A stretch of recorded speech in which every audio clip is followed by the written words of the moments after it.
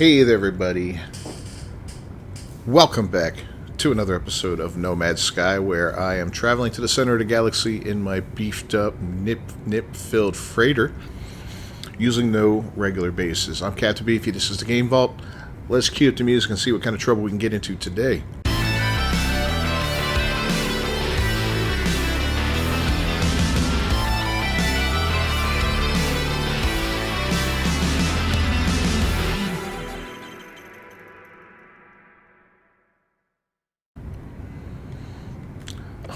Alright, so as you see, the garden is doing exceptionally well. It's actually quite crazy how huge this thing is. I love it. Absolutely love it. Alright, well, enough of that. It's time to move on and get a little deeper into this galaxy, see what we can find. We're up to 12, I believe, glyphs, so we're going to go a little bit further in. Oh, look at all our ships down there on their missions. How cool is that? I didn't realize it did that when I first started playing, and one day I saw them, I'm like, oh, that's badass. Alright, so we broke the 600,000 mark, which is fantastic.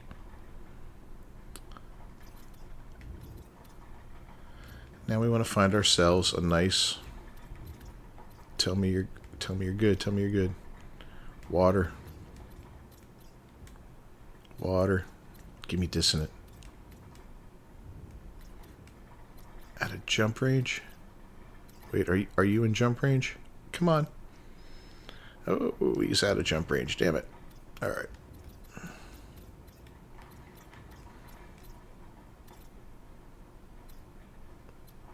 That's a 3-star system. What the hell? Why not? Get ourselves another black hole to travel through, but we're going to check out this system too. Decided to pick up a couple glitches along the way and decorate my freighter. We've picked up 1, 2, 3, 4 so far, but we have a total of 5 because we already had one. So that means only 6 to go. And the only reason I'm doing that is because I found a system with 3 glitch planets in it, and that just kind of caught my eye at the moment. I was like, you know what? Why not?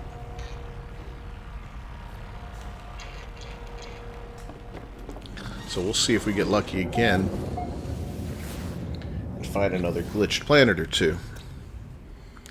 Nope, nope. Contoured planet. Bleak, rainy, and frostbound. So the contoured one, I think that's those things right there. Not 100% sure. We'll have to take a look at it. Again, like I mentioned last episode, they do have different names for the same type of glitch planets, so unless you can keep, you know, all those names in your brain at all times. If you can, more power to you.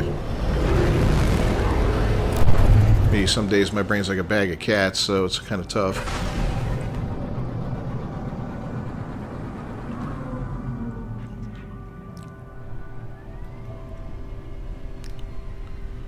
We'll look around.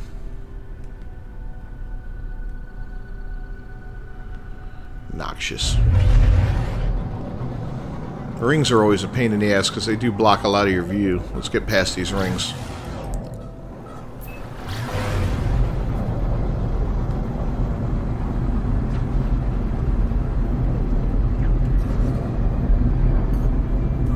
Technology recharge. Alright. Definitely not that one.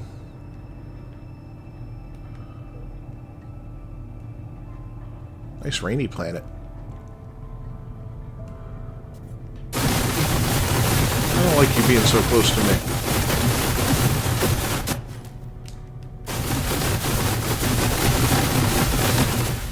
Okay. So yeah, which one was this again? So this is the Noxious planet. Alright, we're going to look at our map here.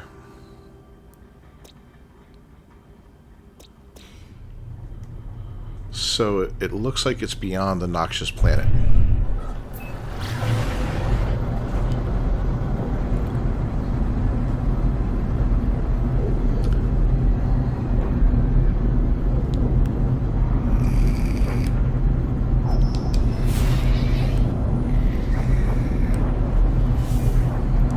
Don't see it yet. Aha! It's a moon. That's not a moon. That's a space station. That's from a really obscure science fiction movie that no one's ever heard of called Star Wars. And no, not the new crap that's coming out. I'm talking the original George Lucas masterpiece. It was released when I was 6 years old, and I went to the theater with my father to watch it. And I became a fan for what I thought would be forever. Yeah, see? It's got those little cable dudes on it. Alright. We had to look. But yeah, and then Disney bought Star Wars and everything went to hell in a handbasket. But that's a story for a different day. I know that's a divisive topic, but I feel like as somebody who's been around from day one, seen every one of them in the theaters until I think I gave up at Han Solo. Yeah, the Solo movie, Star Wars Tale or whatever it was called. I saw that on Disney Plus one time, and I wasn't impressed. But by that time, I was kind of over the whole thing. The last thing I really liked from them was Rogue One. I thought Rogue One was a fantastic movie. It had kind of like a World War II movie vibe, like a Saving Private Ryan in space kind of vibe, you know? It was great. The new trilogy was eh. And the prequels were eh. You know, the original trilogy was great. Everything that came after it just never really caught my fancy. I was even kind of losing it at the end of Return of the Jedi in the very first trilogy when they brought out the Ewoks. I just felt like, you know, I know George Lucas took a deal with the production. I don't know if it's the producers or the studio, I believe, to where he got paid less to direct Star Wars, but he got like certain rights for the toys. And ever since I learned that and I rewatched the movies, I kind of get the feel of why we see things like Goku and Ewoks and all those other things. Now, I don't know if he still makes royalties off of that. Maybe he doesn't, because these things, the newer ones, are not created under his watch. I don't know. I don't know how that works. If you know, let me know down in the comments. I'll be curious to find out, because, yeah. Alright, well, this system, nothing special.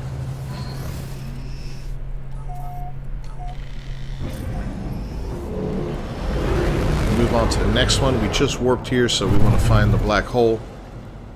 And we'll go into first person for that.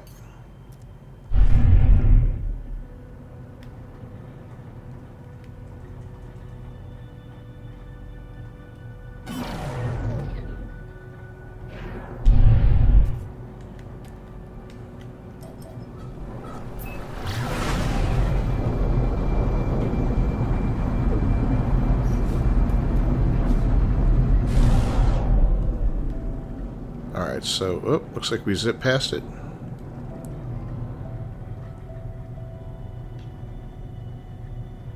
There it is.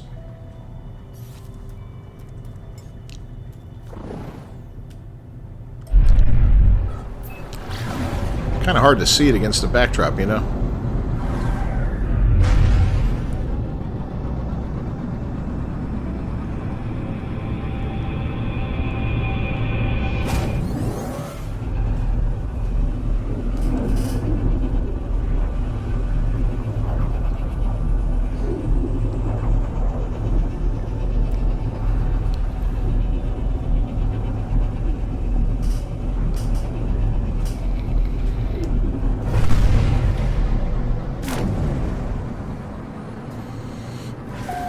Alright, another ringed planet. We'll just do the space station first, get it out of the way. We traveled over 1 million light years that time. Wow.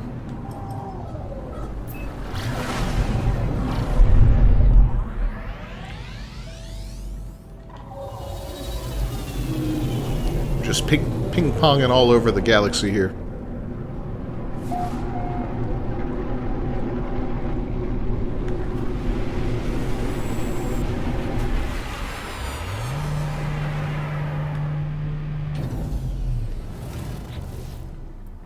So we're in a promising system with sporadic conflict.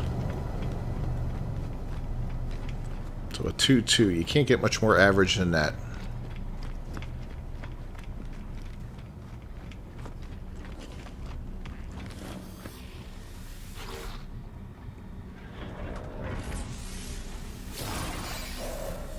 $200 a pop isn't too bad. I think it's time, though, to do some pirate stuff again and maybe look for a dissonant system.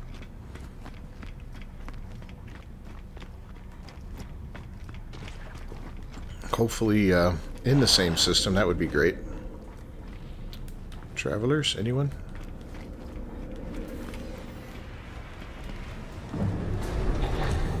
I guess not.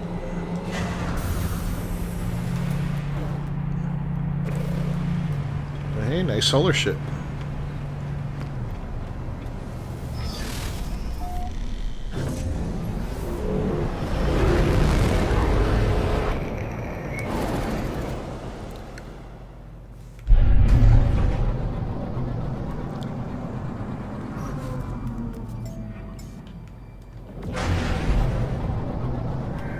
Alright, let's see what we got here.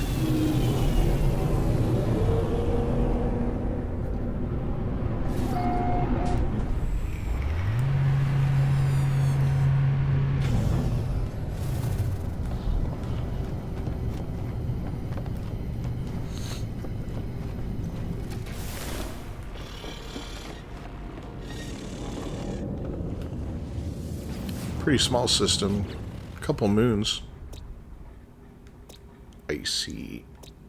Empty. Yep, no glitches. No glitches, my friends. So we're immediately moving on.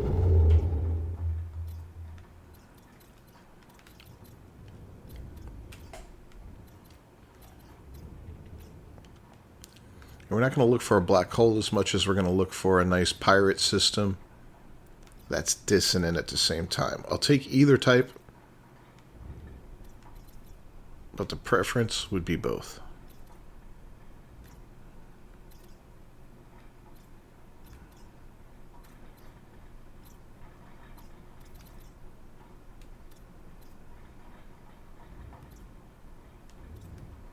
Alright, we're just getting out of range now.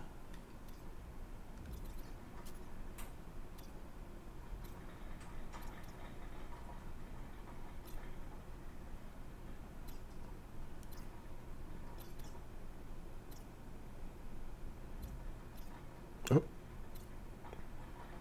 2-star dissonant system. 1-star dissonant.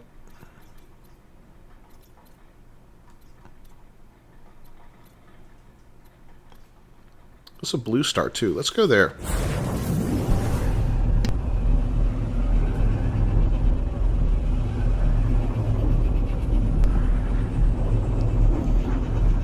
Maybe we'll find something interesting here. If nothing else, we'll try to piss off some Sentinels. Maybe get ourselves a Dreadnought AI fragment. You know, we'll see.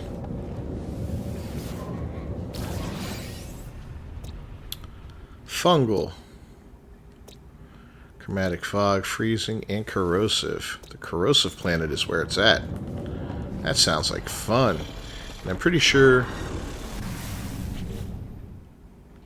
Oh no, this has a life form in it, that's right. So we'll check out the space station too, and then we'll go to the dissonant planet. Do we have an echolocator?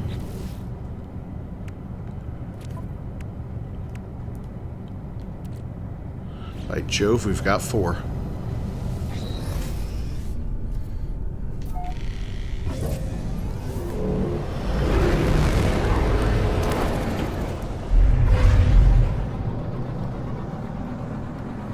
So yeah, we're going to try and find a ship today just for the hell of it. It's been a while since we looked. Determined to get one before we hit the center of the galaxy, I'm telling you. If I don't, I'm going to be like severely depressed. uninstall the game, get rid of my PlayStation, buy an Xbox, and play Starfield. No, I'm just kidding. Alright. I do love how reactive the gaming community can be sometimes on stuff, though. It's like, well, it's only 30 FPS. Ah! You know, everybody loses their mind. I get it, you know. But at least they're finding these things out ahead of time. Most of the time. Not all the time, but most of the time. If you know a game's 30 FPS and that's unacceptable to you, in a case like Starfield, they said they built it that way because of the size and scope of the game. Well, you know ahead of time, hey, it's not 60 FPS. And as much as you may want to play the game, if that's not acceptable to you, it's probably better you don't buy it and play it then, you know, because you're just going to be unhappy, right? Right? Alright, let's pop that echolocator and see where we're going. Now, it's different if they advertise it as 60 FPS and then it's only 30 and you paid for it. Well, that's a different story. Then you got every right to be pissed. But, you know, not everything can go the way you want it all the time, ladies and gentlemen. That is a sad truth in life.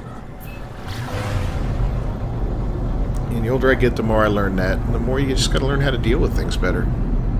Screaming about it on the internet doesn't do anything. Just get you made fun of by half the people and then get you confirmation from the other half. Little validation, you know. It's just silly.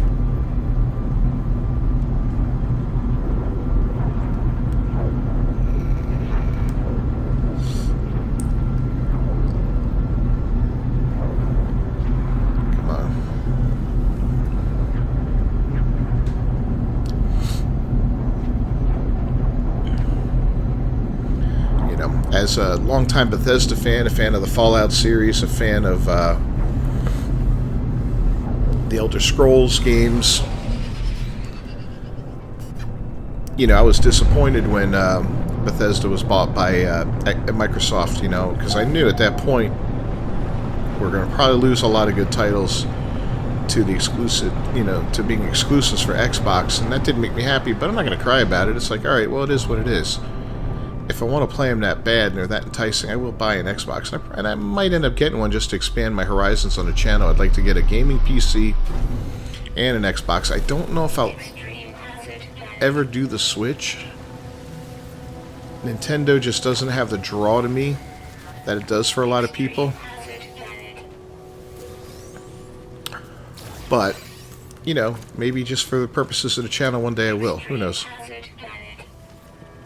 I'd almost rather, at this point, wait for whatever next-gen thing they have coming out. Because you know Nintendo's got to be working on it. Because they're kind of like a step behind right now. With the, what is it, 7 years old now, the Switch? Something like that. So they're a little bit behind the 8 ball on that. Alright, so we got 12, 1, and 7.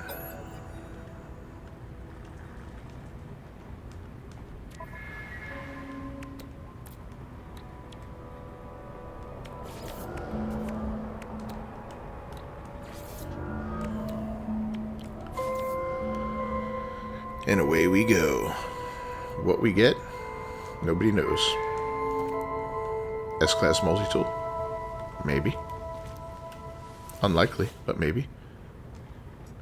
S-Class ship? Even more unlikely. But there's always hope, and that's what keeps me coming back here. As long as hope is alive, we can keep moving on.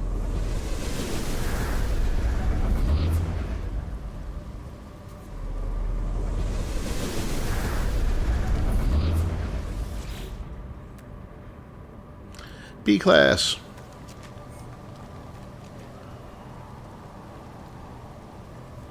$14 minutes away. We're going to fly to this one for sure.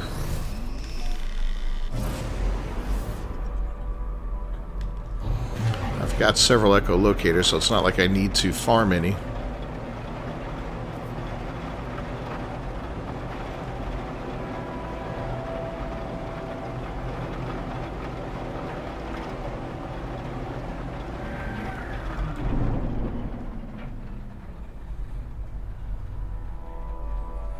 That's not a great looking ship. That's not bad. Look kind of weird from that angle. But it is B class, and that is worth the money.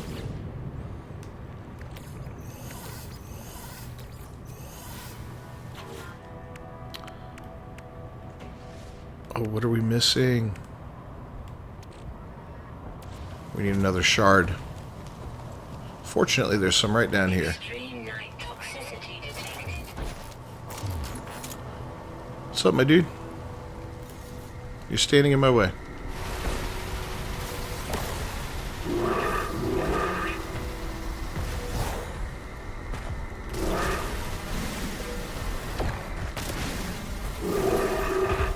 Alright. That was not intended.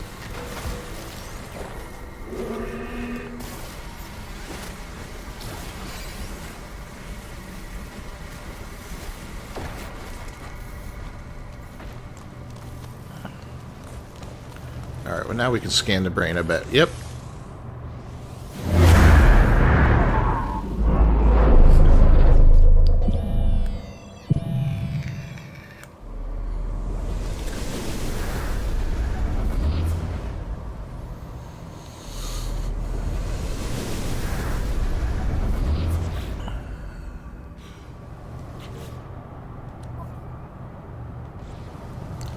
Yeah, I don't know why it doesn't show us how far away that is. It's kind of annoying.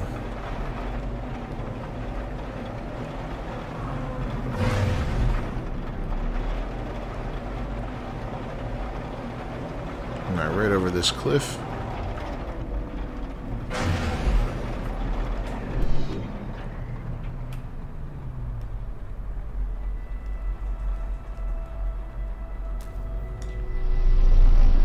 There we go.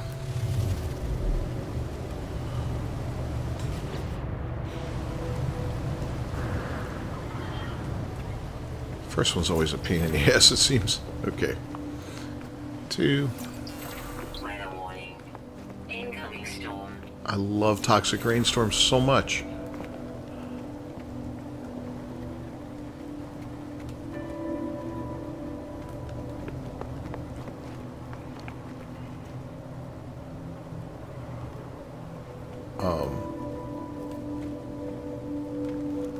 What am I doing here? Oh, this has a little... Okay. This one's a little different.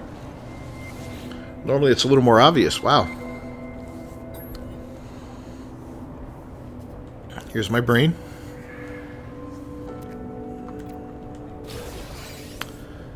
Alright, thank you.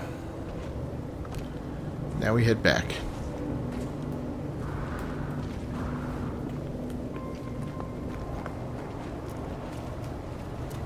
In this extremely toxic storm.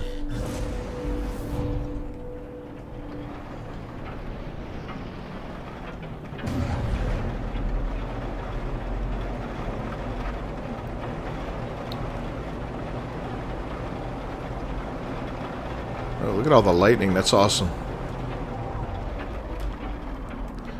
They have upped their game on the weather in this, that is for sure.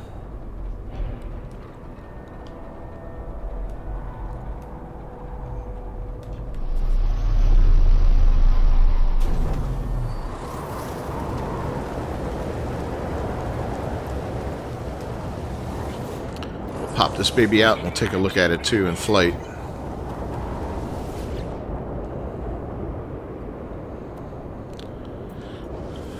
Kind of yellowy.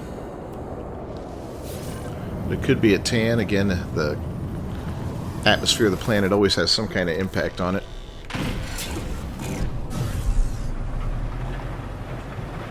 Extreme night toxicity detected.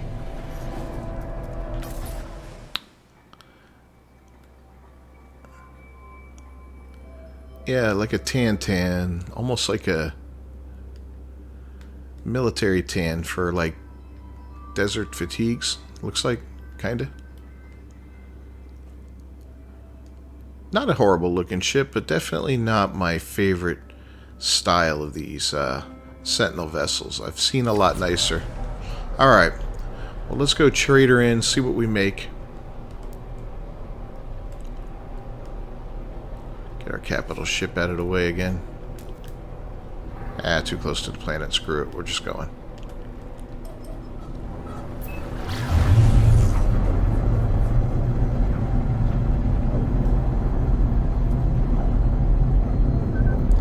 Almost looks like a big double crab claw. Like an industrial type machine would be part of it. Something used to pick up and load cargo.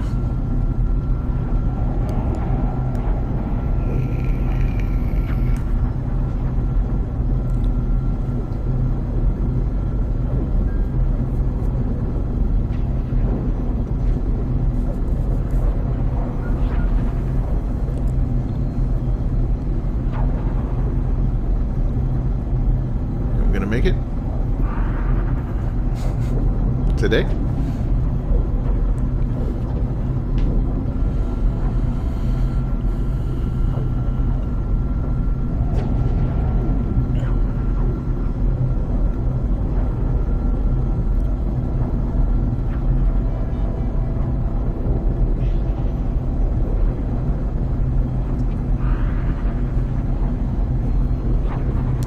Tell you one thing I wish you could do in this game that you really can't, that, or at least I don't know of a way, is locate the poles of a planet, the North and South Pole.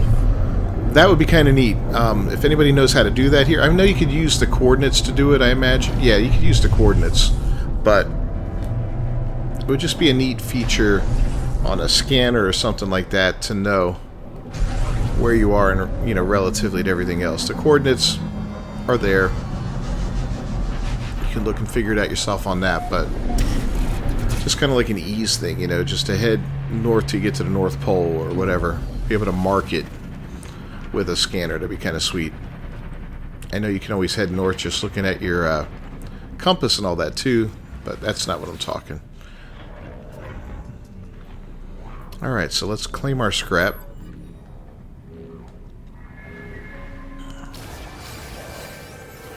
And let's sell.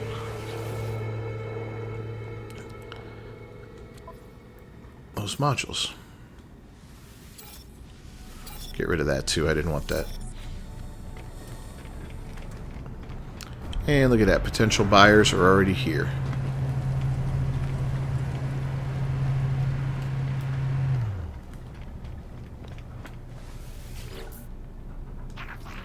Hello, little friend.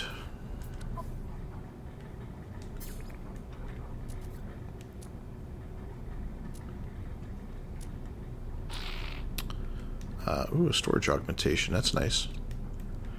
There's the indium scraps for 6 million. Units received. AI valves for another 23. Subatomic regulators for almost 1 million.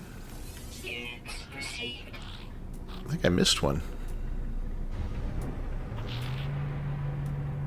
There we go. Spools and nano cables. I knew you were in here. Units received. But that's an ugly, ugly hauler.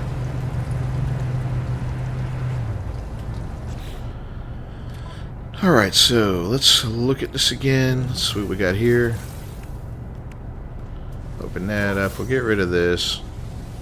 That's going on the ship. Suspicious packet tech.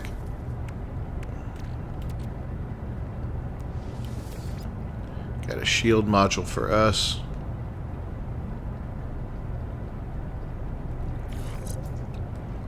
So yeah, we got things a little messed up here. Let's go ahead. Do this. Just a little... kind of don't want to do that. Alright.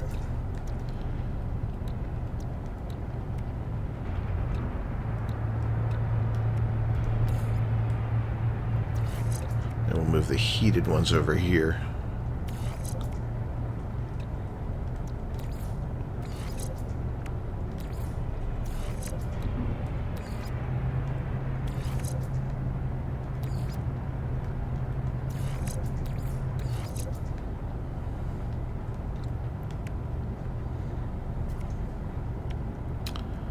Okay. Oh, we got to sell some recycled circuitry. How did I miss that? Where are you, buddy? You want some recycled circuitry? I know you want some recycled circuitry. You probably eat that stuff for breakfast.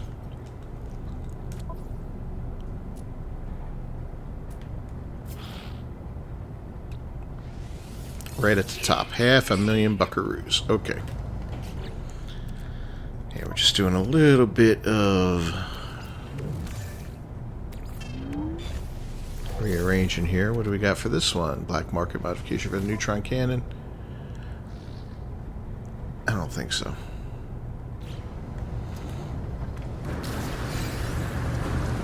Alright, well that is going to be it for today. We're going to wrap up this episode of Nomad Sky. Thanks for joining me as always. I'm Captain Beefy, this is the Game Vault, and this is our No Man's Sky run to the center of the galaxy using absolutely no basis. If you haven't done so, please leave a like on the video. Don't forget to subscribe to the channel and ring that bell for notifications. I will see you guys next time. Until then, peace. Bye!